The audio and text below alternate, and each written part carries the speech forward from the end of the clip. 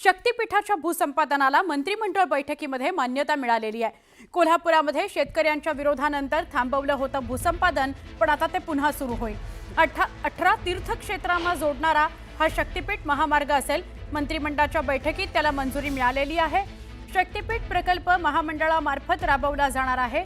भूसंपादनाकरता 20,000 कोटींची तरतूद करण्यात आली आहे, त्याला मान्यता दिली गेली आहे। शक्तीपीठ महामार्गाच्या भूसंपादनाला शेतकऱ्यांनी विरोध केलेला आहे, पण तरी देखील शक्तीपीठ महामार्गाला कॅबिनेट मंत्रिमंडळाची मंजुरी मिळालेली आहे आणि त्यामुळे कोल्हापुरात शेतकऱ्यांच्या विरोधानंतर भूसंपादन जरी थांबलं असलं तरी ते आता पुन्हा सुरू होईल।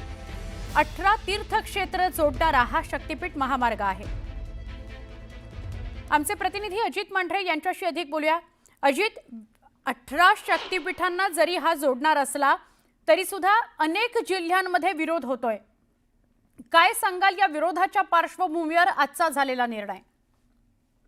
सुवर्णा, महाराष्ट्र शक्तीपीठ महामार्ग हा पावला वर्धा जिल्ह्यापासून ते पत्रादेवी जिल्हा सिंधुदुर्ग हा मार्ग असणार आहे आणि पुढे गोव्यापर्यंत हा मार्ग तो पुढे वाढवला जाणार आहे अशी माहिती आहे।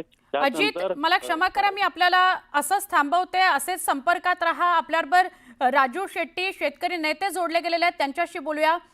शेट्टी सर, हा भूसंपादनाकरता 20,000 कोटींची तरतूद झालेली आहे। हा महामार्ग जो आहे त्याला मंजुरी राज्य मंत्रिमंडळाच्या बैठकीत मिळाली आहे, तुमची पहिली प्रतिक्रिया? महाराष्ट्राचं मंत्रिमंडळ म्हणजे महाराष्ट्राचं मालक नाही। त्यांनी भलेही शक्तीपीठ महामार्ग करायचं ठरवलं असलं तर 12 जिल्ह्यातल्या शेतकऱ्यांनी त्याला विरोध करायचा ठरवलाय। विकासाला आमचा विरोध नाही, पण विकासाच्या नावाखाली दरोडे टाकणार असला तर त्याला आम्ही विरोध करणारच। कारण एक महामार्ग असताना तो क्षमतेच्या केवळ 25% चालू असताना दुसरा महामार्ग करणं म्हणजे मूर्खपणाचं लक्षण आहे। महाराष्ट्रातल्या प्रवाशांचाही लूट आहे आणि शेतकऱ्यांची तर आहेच आहे। त्याशिवाय सांगली कोल्हापूर भागामध्ये महापुराला निमंत्रण देणारा असा हा महामार्ग आहे, त्यामुळे याला आमचा विरोध आहे। महाराष्ट्राचं मंत्रिमंडळ हे काय महाराष्ट्राचं मालक नाही, ही एक लुटारूंची टोळी झालेली आहे। 30,000 कोटीत तयार होणारा रस्ता 86,000 कोटीमध्ये बांधून 50,000 कोटी रुपयाचा भ्रष्टाचार या रस्त्यातून होणार आहे आणि ते आम्ही कदापि होऊन देणार नाही। आज धाराशिवमध्ये शेतकऱ्यांनी अक्षरशः प्रचंड पोलीस बंदोबस्त असताना सुद्धा पळवून लावलेला आहे, मोजणी होऊन दिलेली नाही, त्याचा सर्वे होऊन दिलेला नाही आणि इथून पुढे सुद्धा होऊन देणार नाही। ड्रोननं सर्वे करायचा प्रयत्न केला तर शेतकऱ्यांच्या हातात गोपनी आहे ते लक्षात ठेवा। त्या गोपनीनं तुमच्या हवेत उडणारे ड्रोन टिपल्याशिवाय सोडणार नाही, परंतु शक्तीपीठ महामार्गाला कदापि आम्ही मान्यता देणार नाही, हा माझा सरकारला इशारा आहे। पण राजू शेट्टीजी, का विरोध आहे इतका कडाडून शेतकऱ्यांचा? शक्तीपीठ महामार्ग कसा फायदेशीर आहे ते एका बाजूला सरकार सांगते आणि दुसरीकडे मोठ्या प्रमाणात विरोध दिसतोय। सरकारनं एका व्यासपीठावर यावं आणि आमच्याबरोबर सांगावं।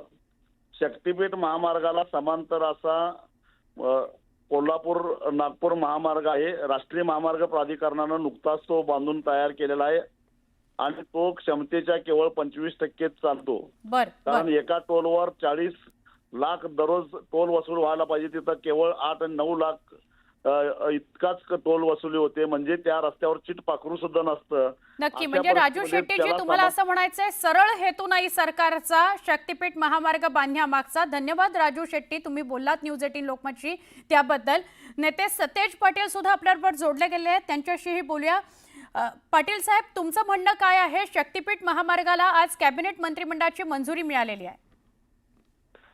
नाही, मंजुरी कशासाठी? कारण की पूर्वीच त्यांनी नोटिफिकेशन काढलं होतं, परंतु कदाचित आज मोजणीसाठी मंजुरी दिली असेल आणि कोल्हापूर जो महामार्ग विधानसभेच्या आधी रद्द केला होता तो कदाचित पुन्हा त्यांनी प्रस्थापित केला असेल, त्यामुळे निर्णय आल्यावर आम्हाला कळेल की नेमका काय डिसिजन घेतला। परंतु आमची भूमिका स्पष्ट आहे की गरज नसलेला हा रस्ता आहे।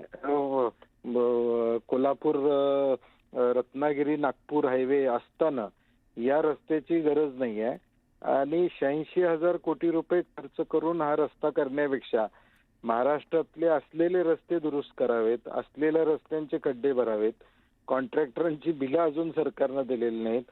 मग हा अट्टाहास कशासाठी आहे? सांगली कोल्हापूरला महापुराचा फटका या रस्त्यानं या ठिकाणी रस्त्यामुळे बसणार आहे आणि या रस्त्याला ऑलरेडी पॅरलल रस्ते 948 किलोमीटरचा रत्नागिरी नागपूर हायवे आहे, म्हणजे त्याची गरज नाही आहे.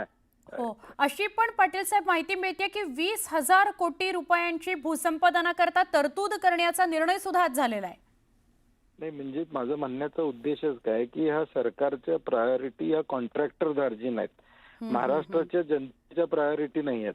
महाराष्ट्राच्या जनतेला काय पाहिजे त्याचा विचार केला जात नाही. आमची सरकारला मागणी एवढीच आहे की 20,000 कोटी रुपये राज्यातल्या सगळ्या रस्त्यांना खड्डे भरायसाठी द्या.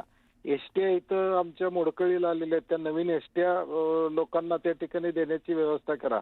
प्राथमिक आरोग्य केंद्रात डॉक्टर नाही आहेत, त्या सुविधा देण्याचं काम त्या ठिकाणी करा. म्हणजे या सरकारची प्रायोरिटी ही जनता या महाराष्ट्रात तर पण मग आपापल्या जिल्ह्यांमध्ये शेतकऱ्यांबरोबर नेते सुद्धा उतरणार का विरोधासाठी? नाही, आम्ही लोकसभेच्या आधी हे आंदोलन कोल्हापुरातून त्याची सुरुवात केली. आझाद मैदानावर आम्ही मोर्चा आणला, त्यावेळी देखील सर्व पक्षीय आमदार यामध्ये आले होते. नंतर आता सत्ताधारी आमदार किती येतात, खासगी सत्ताधारी आमदार सुद्धा सांगतात आम्हाला की ह्याची गरज नाही आहे, परंतु आम्ही जाहीर विरोध करू असं ते जाहीरपणे सांगतात. मला अनेक लोक भेटलेले आहेत, ते म्हणतात की आम्ही विरोध करू शकत नाही, परंतु खासगीत ते मान्य करतात की असल्याची गरज नाही. आणि म्हणून काँग्रेस म्हणून आमची भूमिका स्पष्टपणे याला हे होता कामा नये ही आमची भूमिका आहे. महाविकास आघाडी म्हणून आम्ही हे आंदोलन निश्चितपणे येणाऱ्या भविष्यकाळात महाराष्ट्रभर या ठिकाणी घेऊन जाऊ. नक्की. सतीश पाटील साहेब, धन्यवाद. आपण न्यूज 18 लोकमतशी बोललात त्याबद्दल. काँग्रेसचे आमदार सतेज पाटील आपल्याबरोबर होते आणि त्याआधी शेतकरी नेते राजू शेट्टी सुद्धा बोलले. कडाडून विरोध त्यांनी केलेला आहे आणि वेळ पडली तर रस्त्यावर उतरून आंदोलन अधिक तीव्र करू असा इशाराही सतेज पाटलांनी दिला आहे.